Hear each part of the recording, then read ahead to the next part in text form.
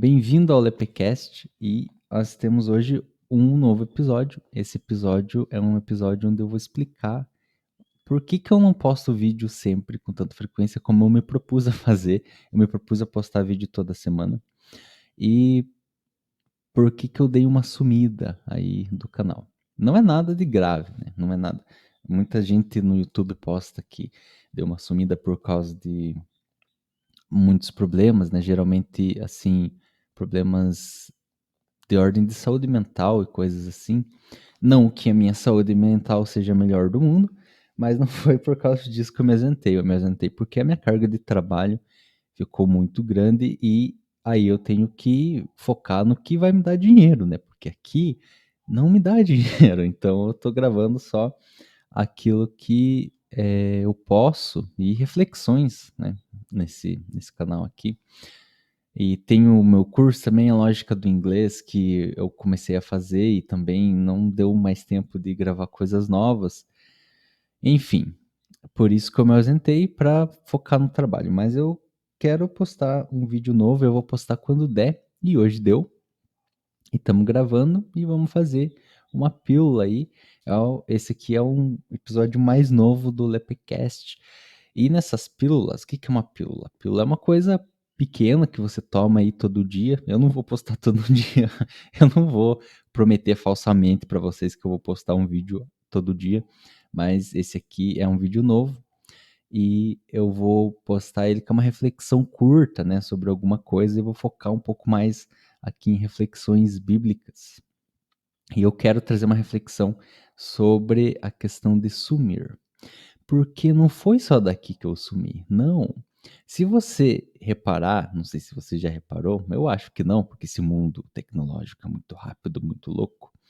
Você vai saber que eu não tenho mais contas em nenhuma rede social. Então, eu não tenho mais conta no Instagram, não tenho mais conta no Facebook. Eu tenho meu WhatsApp pessoal, né? Porque eu uso para o meu trabalho, mas eu não tenho contas assim em redes sociais porque eu cansei de redes sociais. Eu já tentei fazer isso uma vez de sair e fiquei só alguns dias fora e voltei, mas passado um tempo assim eu percebi que não é a melhor coisa do mundo ter uma rede social. Eu sei que eu tô indo contra todo mundo e eu não tô falando pra você deletar suas redes sociais igual eu fiz, tá? Não é um vídeo pra influenciar você a fazer isso. Eu tenho outro intuito com esse vídeo. Eu só tô contando o que eu fiz e que eu achei que foi bom pra mim. Então eu excluí todas as redes sociais e foi muito bom, foi muito benéfico, porque eu pude focar nas minhas coisas. Eu vi que estava me tirando muito do foco.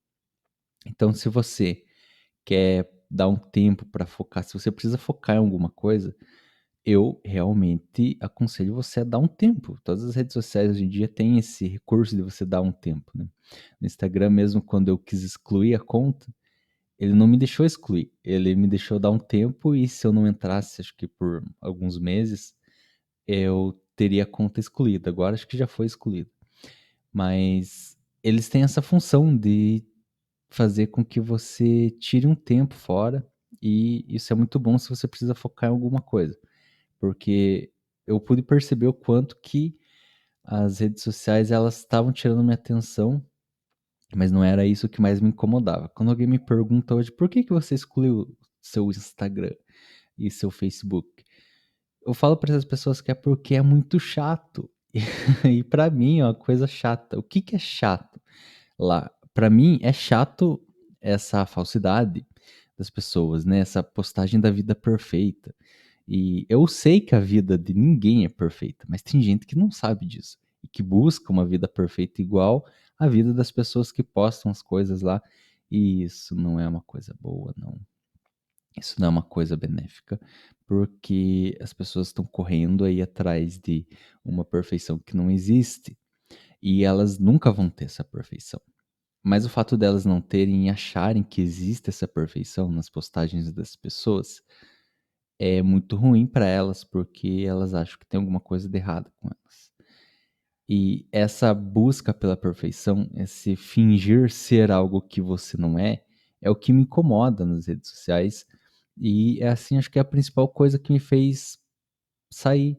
porque eu via que é muito difícil. Eu sei que tem gente que consegue fazer isso, mas é muito difícil para mim viver num ambiente em que eu tenho que fingir ser algo que eu não sou. É claro que tem gente que tem redes sociais e não precisa fingir, não sente essa necessidade. Mas para mim as redes sociais são um ambiente disso, parece que é isso. E de novo, não tô estabelecendo a verdade absoluta das coisas, só como eu via, né? E é muito interessante isso, porque às vezes as pessoas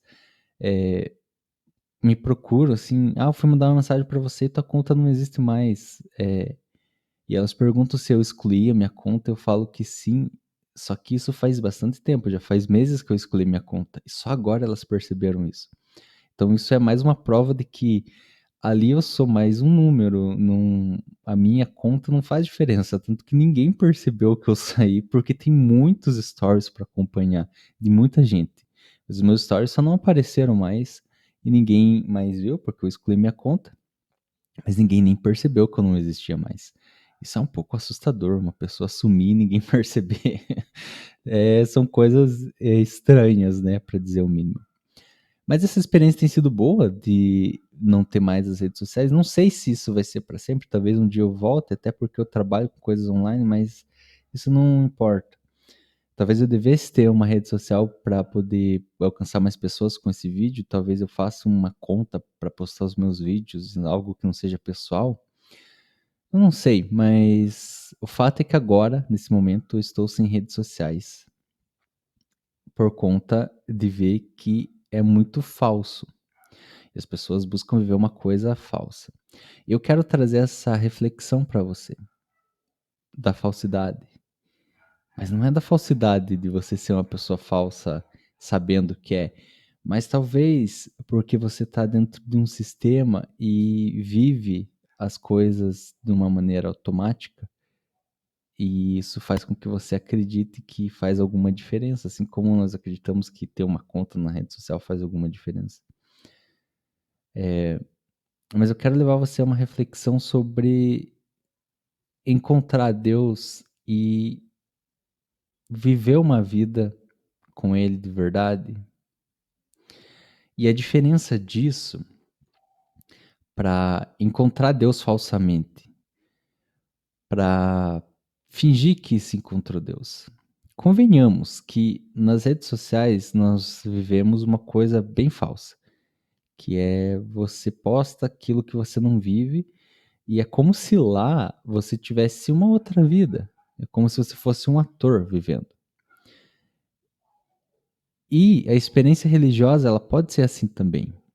Ela pode ser uma experiência em que você faz um monte de coisas que são doutrinas e você acha que você se encontrou com Deus de alguma forma, mas na verdade você só está vivendo uma coisa pasteurizada, uma coisa que não é real. Isso é muito simples, muito fácil de acontecer. E a gente vê isso nas igrejas hoje de uma maneira muito grande. As pessoas que vão na igreja e elas seguem aquele padrão. Ir uma vez por semana na igreja, levantar os braços durante o louvor, cantar as músicas, ouvir a palavra, voltar para casa. E o cristianismo delas acaba aí. A vida cristã delas acaba aí. Em ir a uma igreja e viver um sistema religioso que não é, na verdade, um encontro com Deus.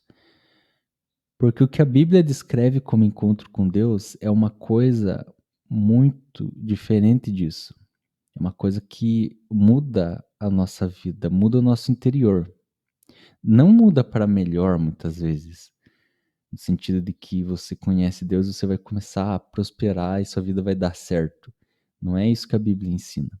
Mas ela ensina que quando o Espírito Santo nos convence de que nós somos pecadores, nós temos essa consciência e isso gera uma mudança de mente em nós. É isso que a Bíblia fala no livro de Romanos, no capítulo 12,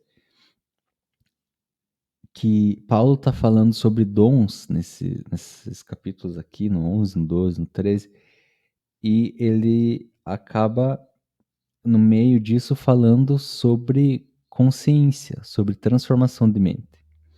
Então, os dons são coisas dadas por Deus para o benefício da igreja e coisas que são dadas espiritualmente. Então, é o Espírito que nos dá esse dom, esses dons, essas capacidades. E uma coisa que também é dada pelo Espírito é essa mudança de mente. É algo que não é realmente provocado por nós. A gente tem que fazer a nossa parte.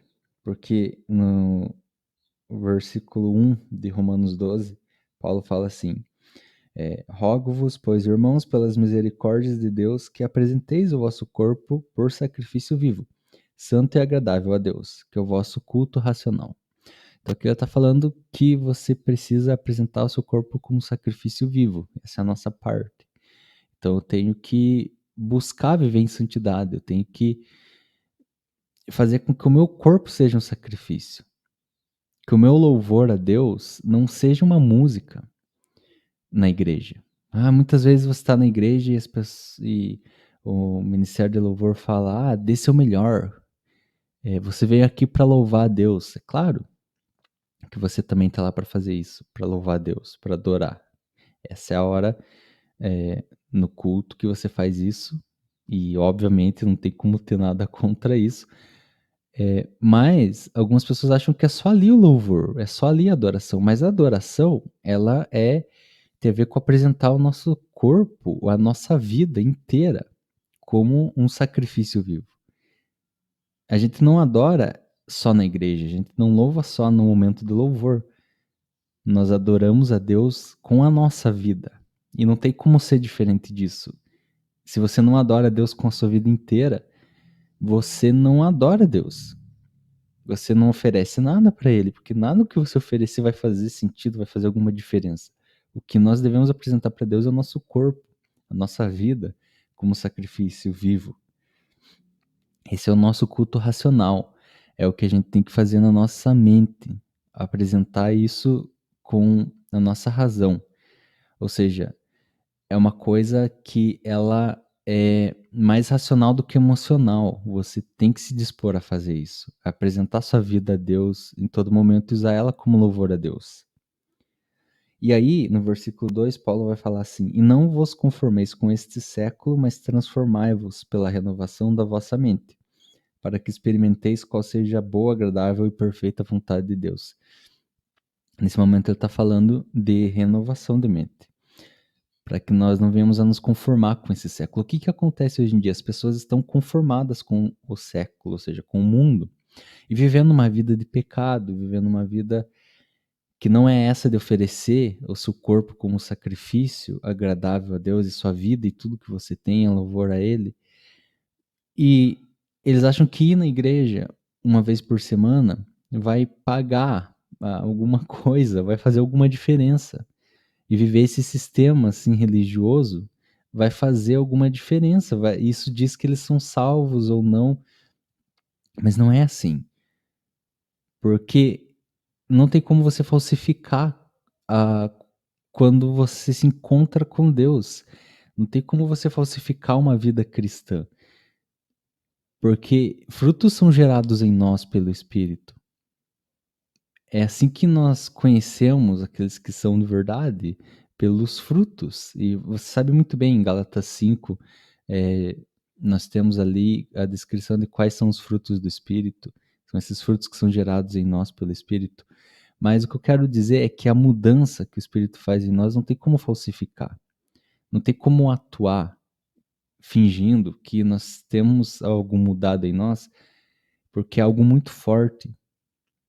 O próprio Deus entrando em contato com o humano. Isso é uma coisa extraordinária, isso é uma coisa que você não tem como falsificar. E aí você vê muitas pessoas que vivem uma vida que não é uma vida correta diante de Deus, mas que acham que ir à igreja uma vez por semana e viver naquele esquema de religião engessada, que é fazer as coisas que todo mundo está fazendo ali na igreja, levantar a mão e se emocionar e tudo isso, isso vai isso é uma evidência de que eles são salvos ou qualquer coisa assim. Eu não quero aqui fazer nenhum juízo de julgar quem é salvo, quem não é salvo. Não é isso que eu estou querendo dizer. O que eu estou querendo dizer é que é necessário que na nossa caminhada cristã haja esse impacto, haja renovação de mente, haja a vida entregue a Deus como sacrifício vivo, porque é o que a Bíblia diz que acontece. E se isso não acontece, alguma coisa que não é isso acontece. E o nosso esforço não vai valer a pena.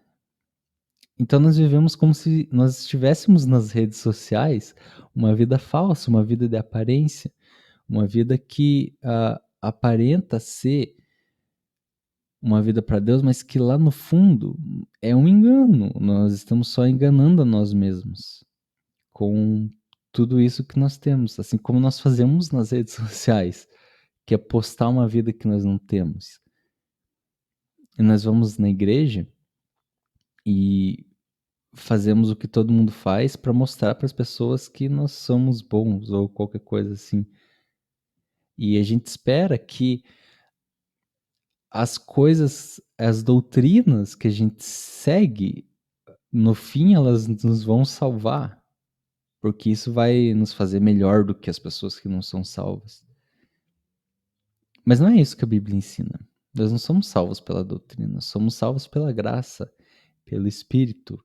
Nós somos salvos pelo arrependimento que é gerado pelo Espírito. E aí eu tenho essas perguntas para você. Será que você se arrependeu algum dia? Será que o Espírito gerou arrependimento em você? Será que a tua vida cristã ela se resume somente aí no culto e durante a semana você não oferece teu corpo como sacrifício vivo? Você não luta contra os seus desejos? Você não tem uma vida oferecida naturalmente a Ele? Esse é um processo natural que acontece. Se não for assim, não tem outra forma de ser.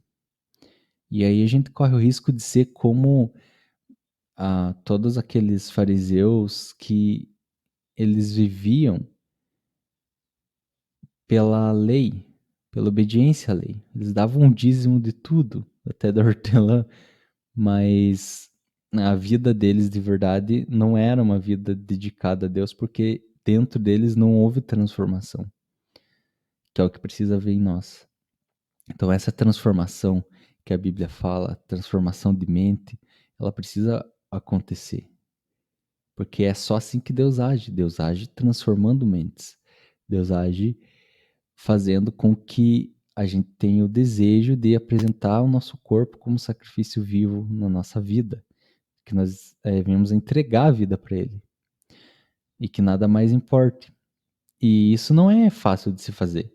É uma luta constante. Todos nós somos pecadores e continuamos pecadores até o dia que a gente morre. Então é óbvio que nós somos tentados. Eu não estou falando de ser perfeito. Eu estou falando de desejar e saber por onde nós andamos. E saber que nós devemos fazer isso e buscar essa renovação de mente e buscar essa mudança de vida. E aí você pode estar se perguntando, mas eu não tenho isso. Eu vou à igreja, eu vivo esse sistema que você falou, e então o que que isso significa? Isso significa que talvez, não sei se você já se preocupou com isso, mas eu quero te preocupar a você saber que muito provavelmente a experiência que você está tendo é meramente religiosa e não realmente espiritual, real com Deus. Porque qualquer um pode ir à igreja e continuar indo e não ter um encontro com Deus. E o que que você deve fazer então? Você deve pensar nisso.